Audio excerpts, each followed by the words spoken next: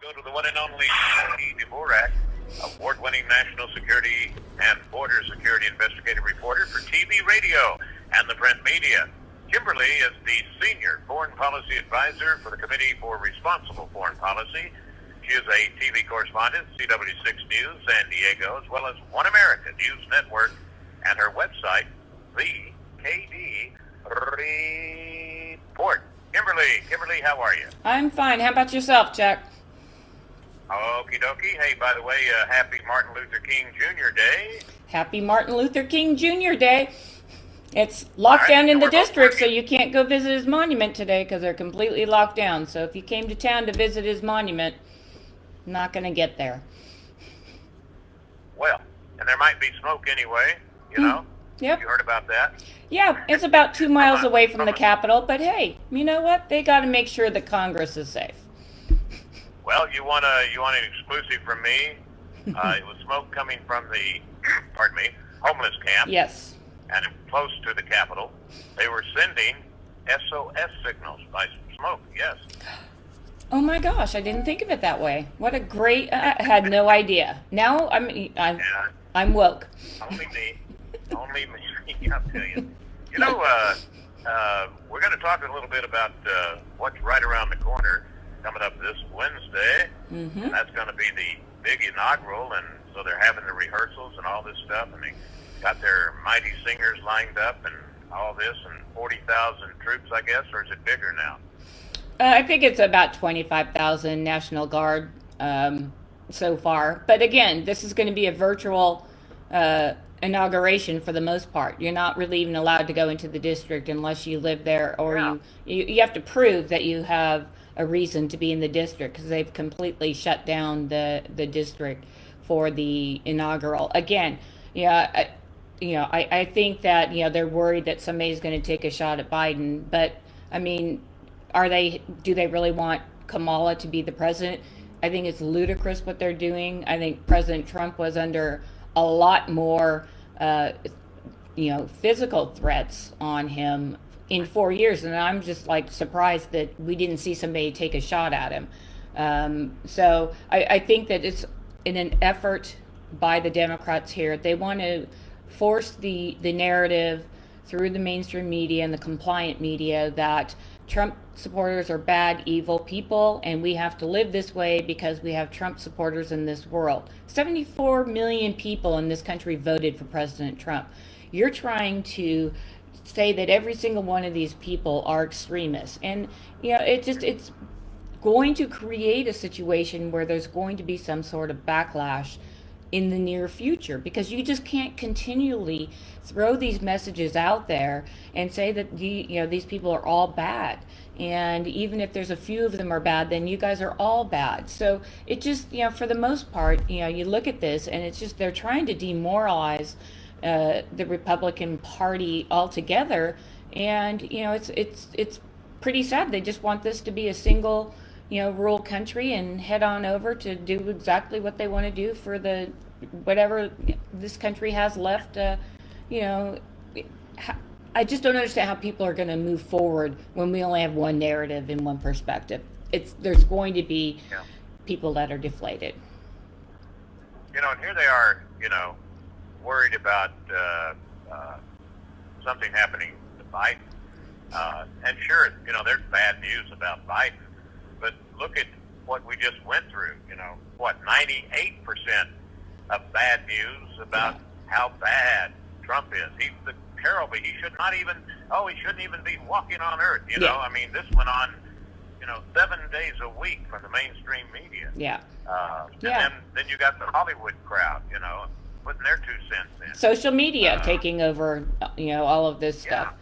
It's when you look at the totality of the efforts that the left has used prior to the election and now after the election, one would think that they'd be grateful that they're not going to have the election investigated for more corruption and fraudulent voting practices.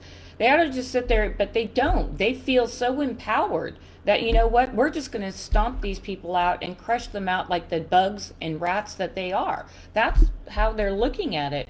And again, they're going to create a tension I mean, there's only so long you can push people down, and by people, I'm talking about people that live in rural areas, people that are patriotic. I mean, you use the word patriotic and get flagged on Twitter these days. So apparently, we can't even be patriotic anymore, and it just all of the changes coming fast and hard. It's going to be a lot for the American people to digest and to throw a potential, violent, insurrection or violent attempt on anybody's life.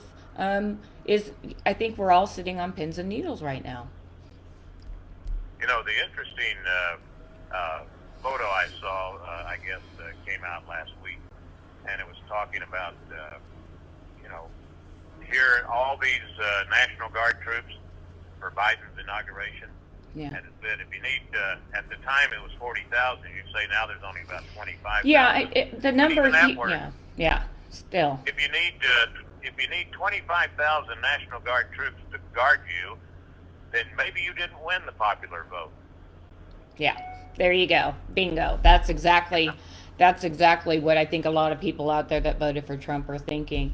And I mean, the one thing I want to transition into here, because it looks like the Biden administration on day one is going to go right after immigration reform, and this is another avenue where they want to get they're going to with the swipe of a pen on Wednesday, all the Dreamers, which are about 640,000 of them, will all have basically green cards that they'll be able to work in the country, and they'll have the ability to apply for citizenship and receive their green cards.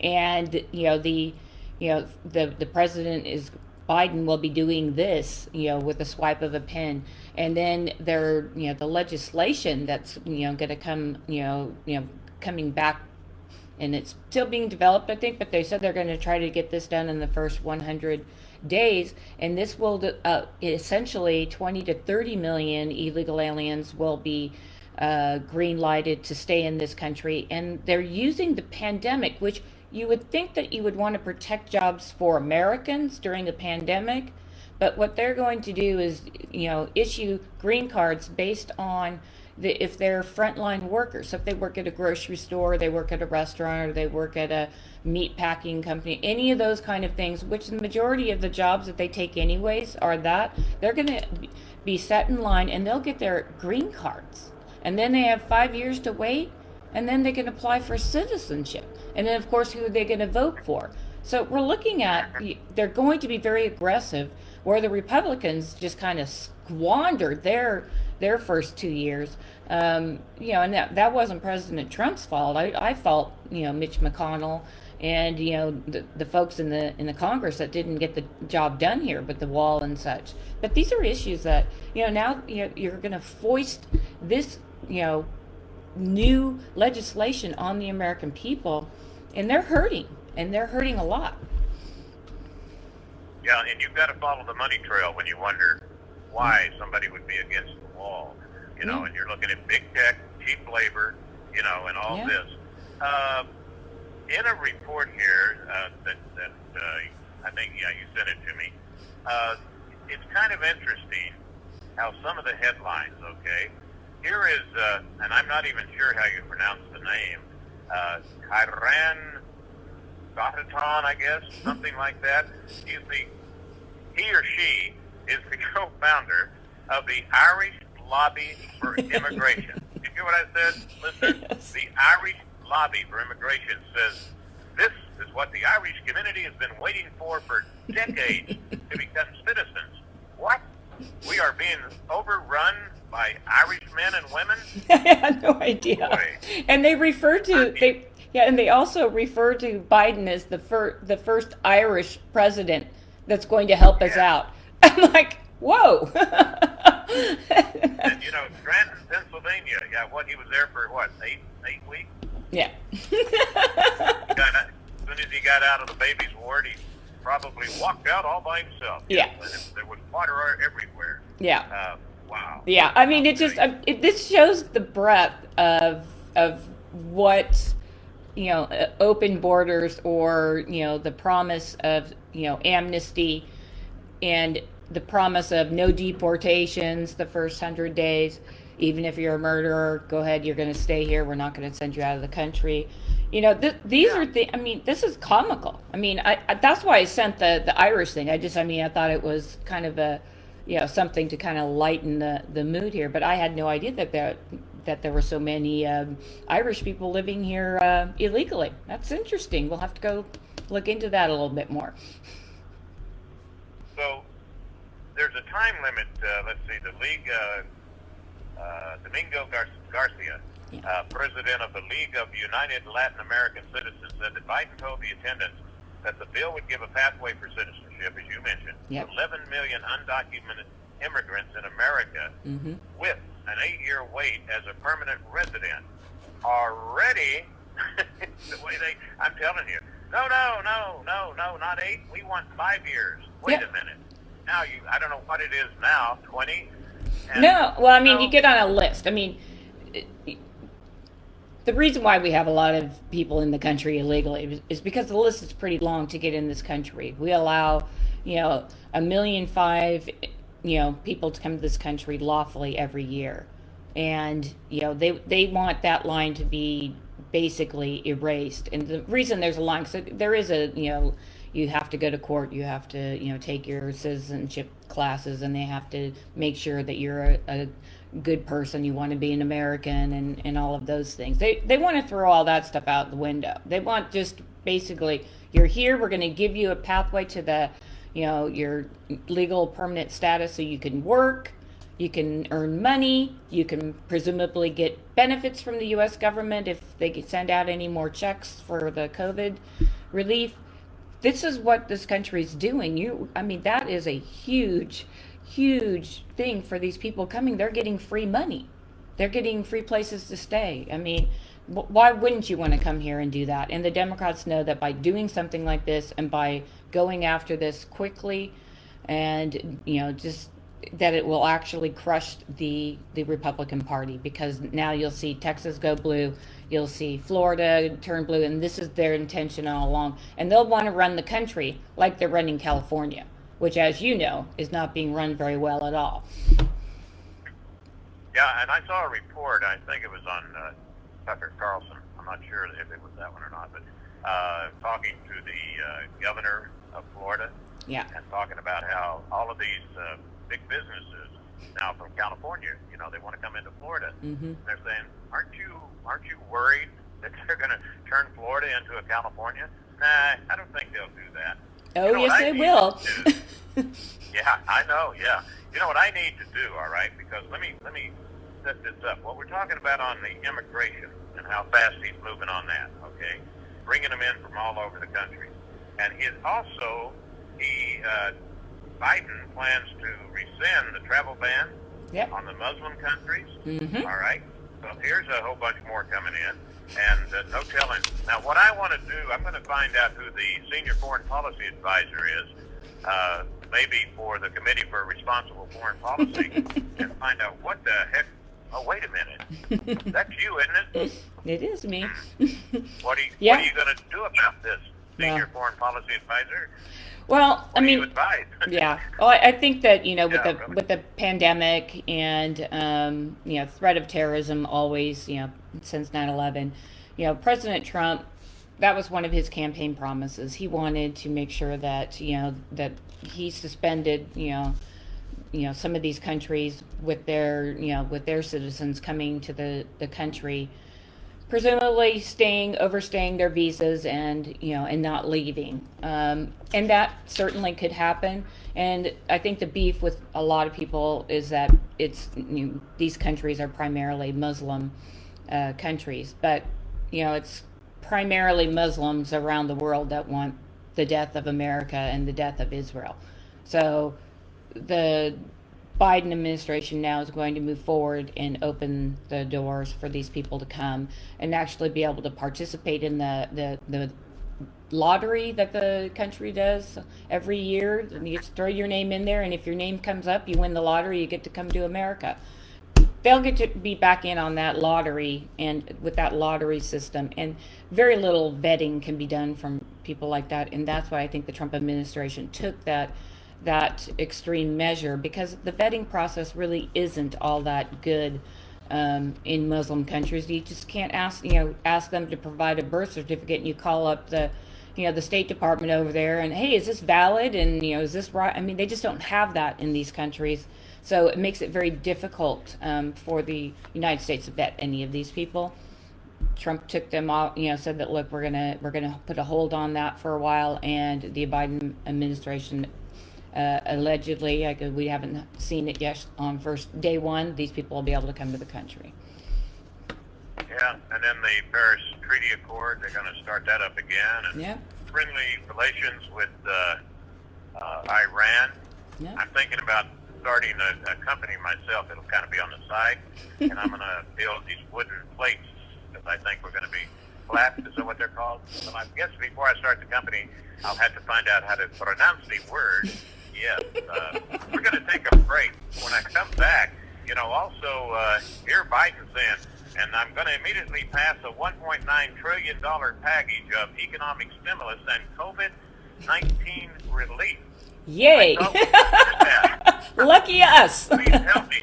The echo in here is terrible. 1.9 trillion. Just make it, 19 trillion. There you way go. get Might as their well. attention there. Just get the printing presses Kimberly going. Dvorak, leaving live on Facebook, and the Capitol building is right behind her. There's a National Guardsman in there in that hedge, and there's another one over in that hedge. There's one. And there's the next guy right there that's running for president. Kimberly, I can see him. Who that is? I can't remember his name, but it's the My Pillow guy. He thinks he might be safe. All right, back to serious stuff here. Straight. Go ahead. Okay. Well, I think that, kind of like leaving, going out, since we were talking about immigration and that, I think arms trafficking with, firearms coming from America down to Mexico and being a part of 7 of the 10 major crimes in Mexico. With those stats, the U.S. could not work out a deal with Mexico to extradite these drug traffickers, along with the arms trafficking that's going on, whether they were detained in the U.S. or detained in Mexico. If they're detained in the U.S., they're being sent back to Mexico, and they're not facing, obviously, the similar, judgment in the court system down there. So this is another issue where, Mexico, I think, is looking at America and saying, why should we pay for something when we can get everything for free, type of deal. And for them not to want to work with the United States to, tackle and get some of these, deadly firearms out of the hands of cartel members is very telling. And it's also probably pretty telling that, in Guatemala, we saw the latest caravan of folks trying to get to America. They overran the border officials in Guatemala, so now they're cruising through Guatemala. They'll do the same thing in Mexico, and I think that Mexico looks at this and says, and they have to look at, the United States and say, oh my gosh, I cannot believe you guys are going to offer more stuff. Now these people are going to come through our country again, and now we're going to have these additional info. So please, just don't help us out anymore. We're done. We don't need your help, and the help hasn't been working for years in Mexico on any kind of real level. So, I mean, you're just seeing the complete breakdown, I think, here of, what it means to be an American in this country. And, people are not going to be tuning into to news too much longer, I don't think, because they're so, it's depressing to watch news. I mean, it's just, it's too depressing. Got to find I Love Lucy or something. Yeah. Rerun. Yeah. I love Lucy. I like her. Yeah, really. Before we run out of, you said the Foreign Affairs Ministry said in 2019 that firearms from the United States are used in 7 of every 10 high-impact crimes committed in Mexico. Are these firearms left over from Fast and Furious? Yes. Well, this is what we talked about when that story during the Obama administration broke. We talked about that, and yes. And the thing is people don't understand that. I just want to say this because the firearm industry, They make these weapons. They put serial numbers on them. Other countries don't do that. So when they're collecting guns and they're looking at the guns, they're looking at the serial numbers. And the majority of the serial numbers they get are from America because we actually put them there. So I want to give a shout out to them. That's probably the reason why we're seeing that high number. And I'll quote Holder. I refuse to answer. I refuse to answer. Okay. Hey, Kimberly, great report as usual. Thank you very much. Look forward to our next visit. And that's going to be on Tuesday instead of a Monday next week, just to give you a heads up.